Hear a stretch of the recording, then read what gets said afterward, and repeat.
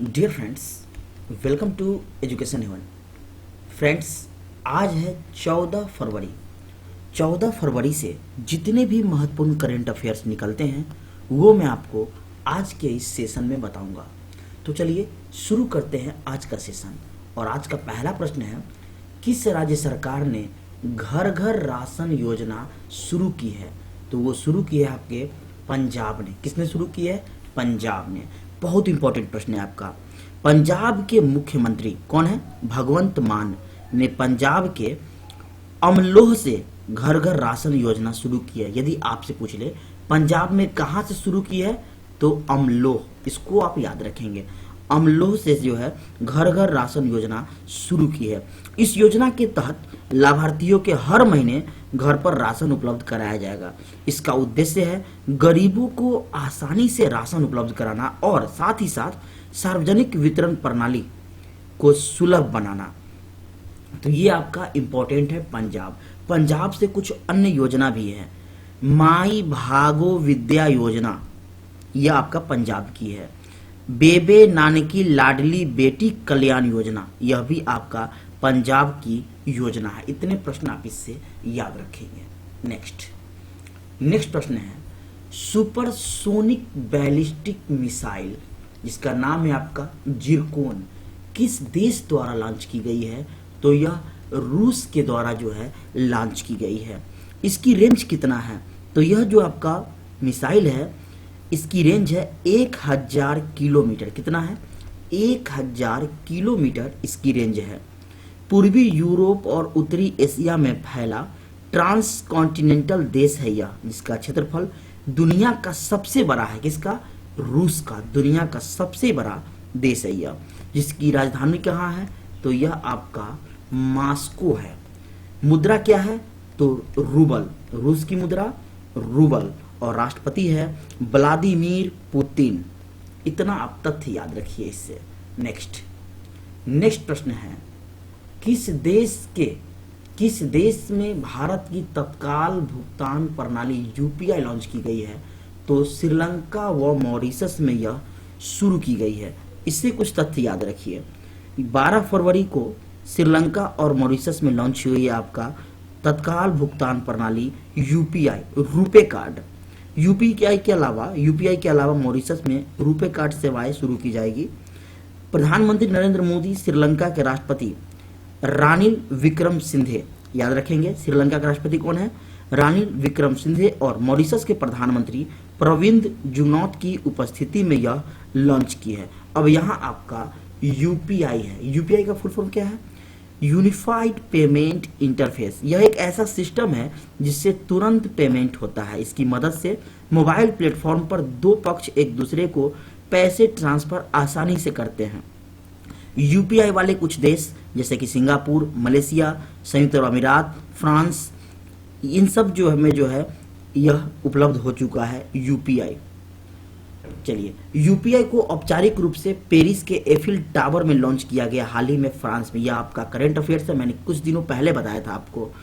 France में Eiffel tower से इसको लॉन्च किया गया। क्यों? ताकि लोग यूपीआई के जरिए एफिल टावर के टिकट बुक कर सके, इसलिए वहां से जारी किया गया। अब यहाँ आपका श्रीलंका है। श्रीलंका से तथ्य याद रखिए। इसकी राजधानी कोलंबो और श्री जयवर्धनेपुरा है।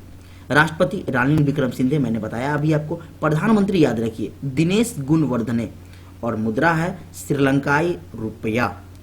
यहाँ है आपका मॉरिशस। मॉरिशस के बारे में याद रखिए। यह हिंद महासागर में स्थित एक द्वीप राष्ट्र है, देश है, जिसकी राजधानी कहाँ है? पोर्ट लुइस है। क्या है?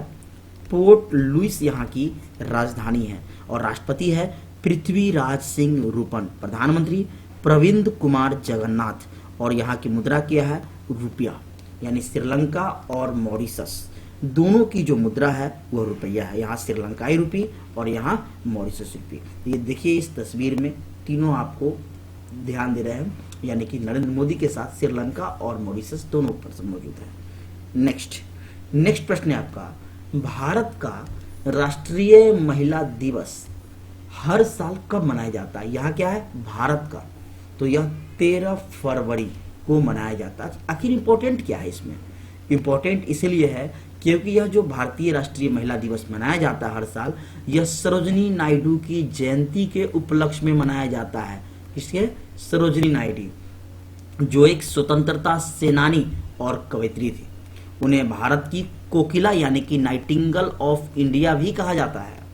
इतना ही नहीं, वह आजाद भारत की पहली महिला राज्यपाल भी रह चुके हैं। स्टैटिक जीके आपका, और कई बार आपसे प्रश्न यह पूछ लिया जाता है अभी भी। तो 13 फरवरी को हम सरोजिनी नायडू के जन्मदिन पर जो है राष्ट्रीय महिला दिवस मनाते हैं। इनका जन्म 13 फरवरी 1879 को हुआ था। और याद रखिए, यह राष्ट्रीय महिला दिवस भारत में है, तो दुनिया में अंतर्राष्ट्रीय महिला दिवस कब मनाया जाता है? तो याद रखेंगे आप 8 मार्च को। कई बार पूछा हुआ यह प्रश्न है। अंतर्राष्ट्रीय महिला दिवस हम 8 मार्च को मनाते हैं। अब यह महिला पे चर्चा है, तो कुछ महिला दिवस मनाया जाता है, उसको आप याद रखिए, जो कि बार बार पूछा जाता है। क्यों पूछा जाता है? क्योंकि वर्तमान में आप देख रहे हैं कि महिलाओं को बढ़ावा दिया जा रहा है हर सेक्टर में, है ना। उनको हर सेक्टर में स्टेबल बनाया जा रहा है, वो आगे बढ़े, उन्नति करे। तो बहुत सारी योजनाएं, बहुत सारे दिवस मनाए जा रहे हैं। तो सुनिए, अंतर्राष्ट्रीय महिला दिवस मैंने बताया 8 मार्च।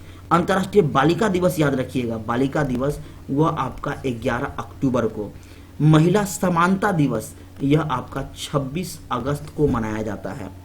महिलाओं के खिलाफ हिंसा उन्मूलन के लिए अंतर्राष्ट्रीय दिवस 25 नवंबर।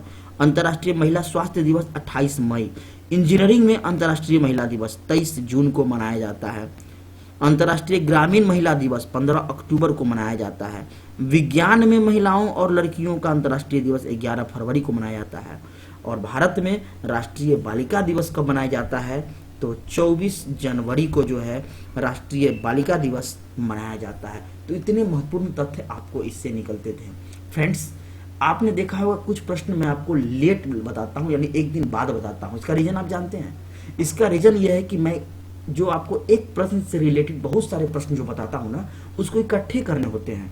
सिर्फ यदि उस प्रश्नों को बता दिया जाए तो काम नहीं चलेगा, उससे रिलेटेड कई प्रश्नों को बताना होता है। इसीलिए मैं कुछ प्रश्नों को पहले सेलेक्ट करता हूं और उससे रिलेटेड तथ्यों को इकट्ठा करता हूं, ताकि मैं आपको अच्छे से बता सकूं और आपको रिवाइज करा सकूं। सो जुड़ रही है हमारे साथ। नेक्स्ट प्रश्न है आपका, सुतूर यात्रा महोत्सव 2024 किस राज्य में शुरू हुआ? तो यह आपका कर्नाटक में शुरू हुआ। कहाँ? कर्नाटक में। अब यहाँ कर्नाटक आया है, तो इसके बारे में सबसे पहले आप जानिए कि सुतूर मठ महोत्सव जो है यह क्या है। तो सुतूर मठ जो है निस्वार्थ सेवा, कर्म ही पूजा और परोपकार, इन 3 सूत्रों का केंद्र है। कौन कौन? निस्वार्थ सेवा, कर्म ही पूजा और परोपकार, इस पर यह केंद्रित है। भारत ने स्वदेशी high speed flying wing UAV का सफल परीक्षण कहाँ किया है? तो कर्नाटक में किया है।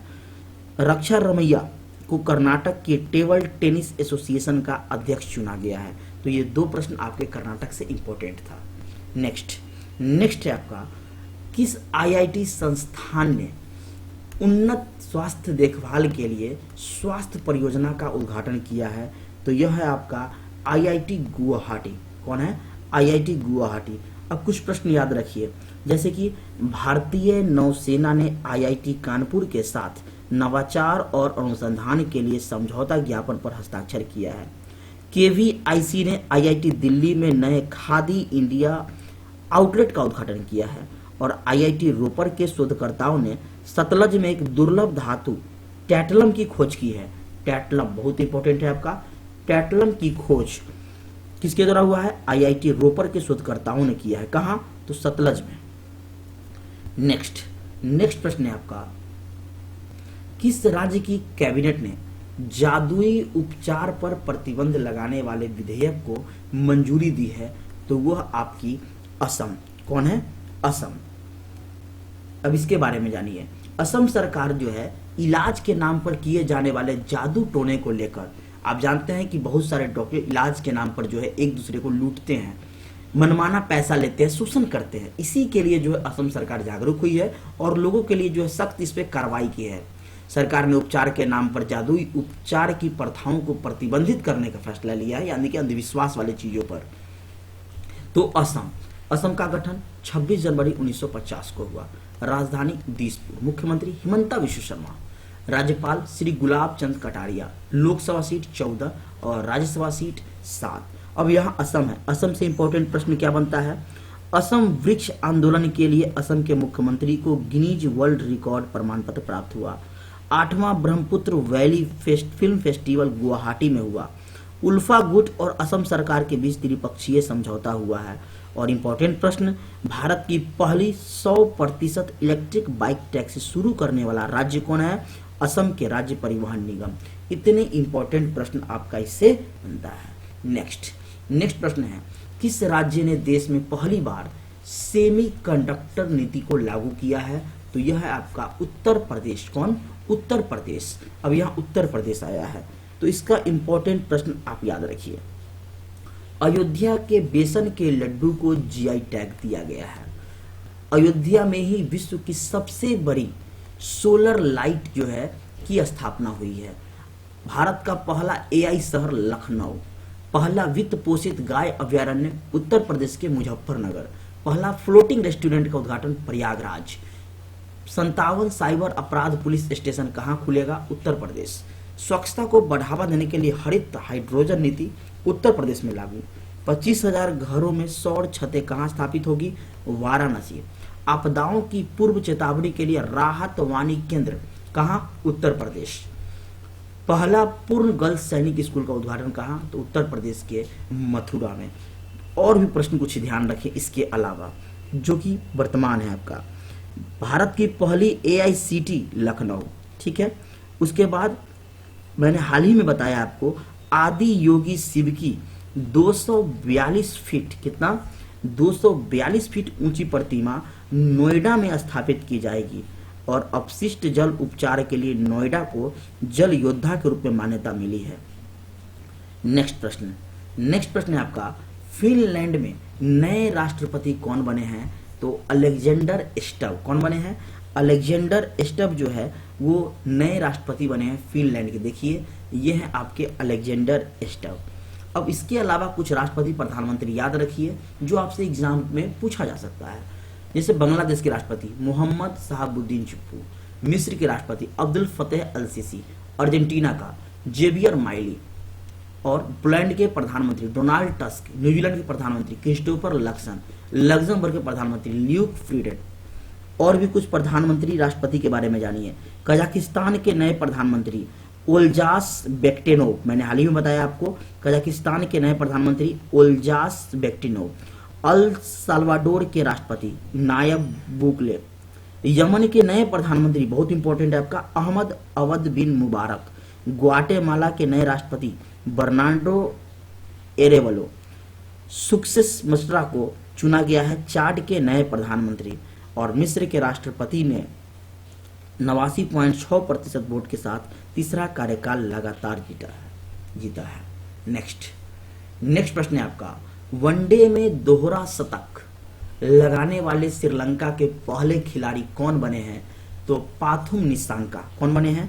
पाथुम निसांका, जिन्होंने अफगानिस्तान के खिलाफ खेले गए मुकाबले में 210 रन बनाकर दोहरा शतक लगाया इन्होंने। अब वनडे में दोहरा शतक लगाने वाले खिलाड़ी का नाम याद रखिए। सबसे पहले किसने लगाया था दोहरा शतक वनडे में? तो वो लगाए थे सचिन तेंदुलकर, 200 रन।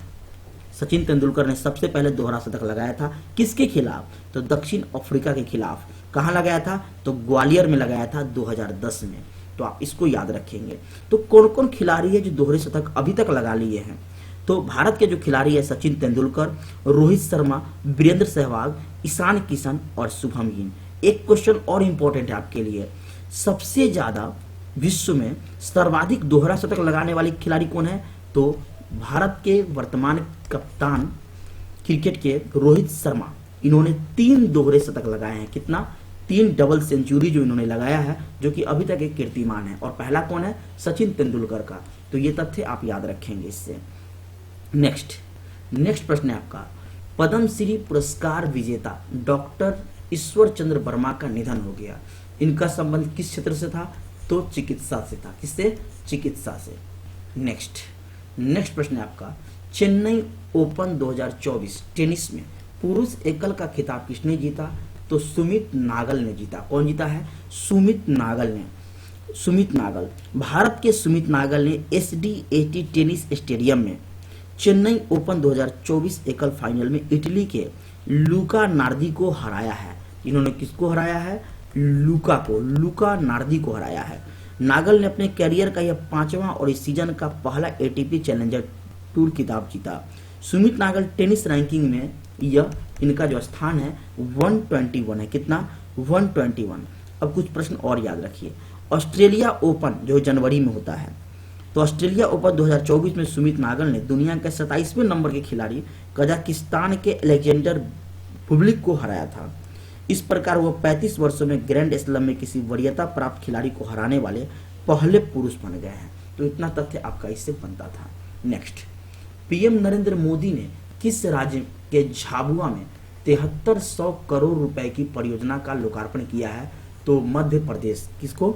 मध्य प्रदेश। अब देखिए ये 7300 करोड़ जो खर्च किए हैं, क्या उद्देश्य है खर्च करने का? कहीं भी जो इन्वेस्ट किया जाता है, सरकार जो पैसा लगाती है किसी योजना पे, उसके पीछे कुछ न कुछ रीजन होता है। तो इसके बारे में जानिए। प्रधानमंत्री मोदी ने मध्य प्रदेश के झाबुआ में जो 7300 करोड़ लगाया है वह वहां के विकास परियोजना का लोकार्पण है। तो प्रधानमंत्री ने 2 लाख महिलाओं को आहार अनुदान योजना के अंतर्गत मासिक किस्त का वितरण किया है। मध्य प्रदेश की विभिन्न विशेष पिछड़ी जनजातियों की महिलाओं को पौष्टिक भोजन, अच्छे भोजन के लिए 1500 रुपए प्रति माह देगी। किसको देगी? विशेष पिछड़ी जनजातियों के महिलाओं को। प्रधानमंत्री मोदी ने प्रधानमंत्री आदर्श ग्राम योजना के अंतर्गत 559 गांवों के लिए, कितना? 559 गांवों के लिए 55.9 करोड़ रुपए भी हस्तांतरित किए हैं। प्रधानमंत्री मोदी ने टंटिया मामा भील विश्वविद्यालय जो कि खरगोन की आधारशिला भी रखी है। अब यहाँ मध्य प्रदेश है। मध्य प्रदेश का गठन कब हुआ? 1 नवंबर 1956 को हुआ था। कब हुआ था? 1 नवंबर 1956। राजधानी भोपाल। जिलों की संख्या कितना है यहाँ? तो जिलों की संख्या 55 है। राज्यपाल मंगू भाई सी पटेल, मुख्यमंत्री मोहन यादव। विधानसभा की सीटें 230, राज्यसभा 11, लोकसभा सीट 29, लोकसभा सीट 29 है और राज्यसभा सीट 11 है। इतने प्रश्न आप इससे याद रखेंगे। नेक्स्ट है 67वीं Akhil Bharatiya police duty meet कहाँ आयोजित की जा रही है? तो यह आपका लखनऊ में आयोजित की जा रही है। अब लखनऊ है आपका उत्तर प्रदेश। तो पीछे मैं आज ही बताया हूं कि उत्तर प्रदेश से रिलेटेड कौन कौन सा प्रश्न मैंने पीछे बताया है। नेक्स्ट प्रश्न है, हाल ही में कौन दक्षिणी रेलवे की पहली ट्रांस वुमेन टीटीई नियुक्त की गई है? तो सिंधु गणपति। कौन हुई है? सिंधु गणपति। इनको दक्षिणी रेलवे की पहली ट्रांस वुमेन ट्रैवलिंग टिकट परीक्षक यानी टीटीई के रूप में नियुक्त किया गया है। टीटीई के रूप में सिंधु गणपति की नियुक्ति भारतीय कार्यबल में समावेशिता और स्वीकृति की दिशा में एक महत्वपूर्ण उपलब्धि है। ये 37 वर्ष की आयु में सुश्री गणपति ने न केवल बाधाओं को तोड़ा है बल्कि प्रतिष्ठित सरकारी पदों पर ट्रांसजेंडर समुदाय के प्रतिनिधित्व के लिए एक मिसाल इन्होंने कायम की है। तो फ्रेंड्स, आज मैंने 10 के जगह 15 प्रश्न बताया क्योंकि आज कुछ ज्यादा प्रश्न निकल रहे थे, इसलिए तो जुड़ी है हमारे साथ। मैं आपको आज का जो होमवर्क दे रहा हूं वह है आपका किस देश के तमांग समुदाय ने सोनम लोसार के अवसर पर नया साल मनाया है, और इसका आंसर आपको कमेंट बॉक्स में देना है। मैं इंतजार करूंगा आपके आंसर का। तो चलिए जुड़िए हमारे साथ, फिर मिलते हैं नेक्स्ट वीडियो में। Thank you for watching this video.